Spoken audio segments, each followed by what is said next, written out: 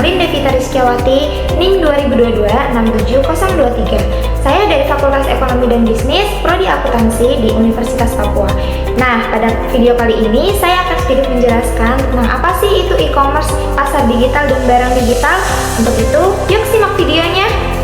Nah, yang akan kita bahas kali ini adalah e-commerce, pasar digital, dan barang digital. E-commerce atau perdagangan elektronik adalah kegiatan transaksi jual beli barang dan jasa melalui platform digital. Pasar digital menyediakan ruang virtual bagi penjual dan pembeli untuk bertransaksi dengan jangkauan yang lebih luas dibandingkan pasar tradisional. Teman-teman tahu nggak sih mengapa e-commerce itu berbeda? Nah, jawabannya ada pada keunikan karakteristik dari internet dan website.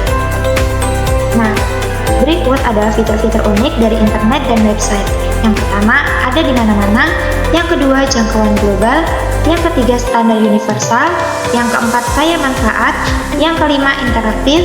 Yang keenam, kepadatan informasi. Yang ketujuh, personalisasi. Dan yang kedelapan adalah teknologi sosial. Nah, yang selanjutnya yang akan kita bahas adalah barang digital. Barang digital adalah barang yang bisa dikirim melalui jaringan digital, musik, video, film Hollywood, perangkat lunak, surat kabar, majalah, dan buku yang semua bisa diunggah, disimpan, dikirim, dan dijual murni sebagai produk digital. Nah, apa aja sih tipe-tipe e-commerce ini?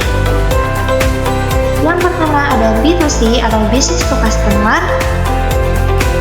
Yang kedua ada B2B atau business to business. Yang ketiga adalah C2C atau customer to customer. Selanjutnya ada model bisnis e-commerce. Yang pertama ada portal, yang kedua ada e-tailer, yang ketiga ada penyedia konten, yang keempat perantara transaksi, yang kelima pencipta pasar, yang keenam penyedia layanan, dan yang ketujuh ada penyedia komunitas. Lalu ada berapa model pendapatan sih di e-commerce?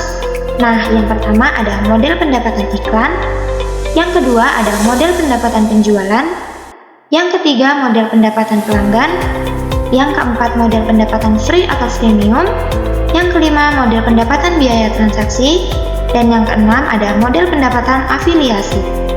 Jaringan sosial dan wisdom of growth, yaitu situs jejaring sosial yang menghubungkan orang-orang melalui bisnis mereka yang sama atau koneksi personal, memungkinkan mereka untuk memiliki teman-teman sebagai target penjualan, saling pencarian kerja, atau teman baru. Kemudian pembahasan selanjutnya ada e-commerce sosial dan pemasaran jejaring sosial, yaitu merupakan perdagangan yang mengacu pada konsep grafik sosial atau social graph digital. Grafik sosial mematakan semua hubungan-hubungan yang signifikan secara online. Grafik sosial ini menyerupai konsep jejaring sosial yang digunakan untuk menggambarkan hubungan-hubungan offline. Lalu bagaimana sih pemasaran pada e-commerce? Nah, dalam e-commerce ini, internet telah mengubah keseluruhan industri dan memunculkan model bisnis baru. Tidak ada model bisnis yang lebih berpengaruh selain pemasaran dan komunikasi pemasaran.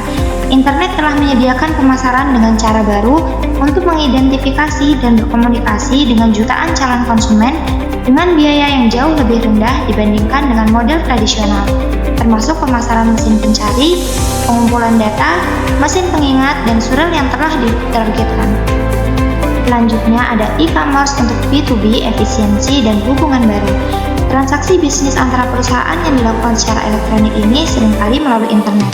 E-commerce B2B membantu mengurangi biaya dan meningkatkan efisiensi dengan mengotomatisasi berbagai proses seperti pengolahan pesanan, pengiriman, dan penerimaan barang.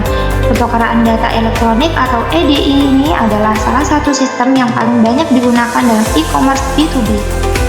Lalu ada aplikasi dan layanan berbasis lokasi. Nah, aplikasi dan layanan berbasis lokasi ini meliputi layanan geososial, geoperiklanan, dan layanan geoinformasi. Layanan geososial ini dapat memberitahu Anda di mana teman Anda sedang melakukan rapat. Kemudian ada layanan geoperiklanan yang dapat memberitahu di mana restoran terdekat. Kemudian ada layanan geoinformasi yang dapat memberitahu harga dari rumah yang dicari atau pertunjukan spesial yang dilakukan di museum yang dilewati.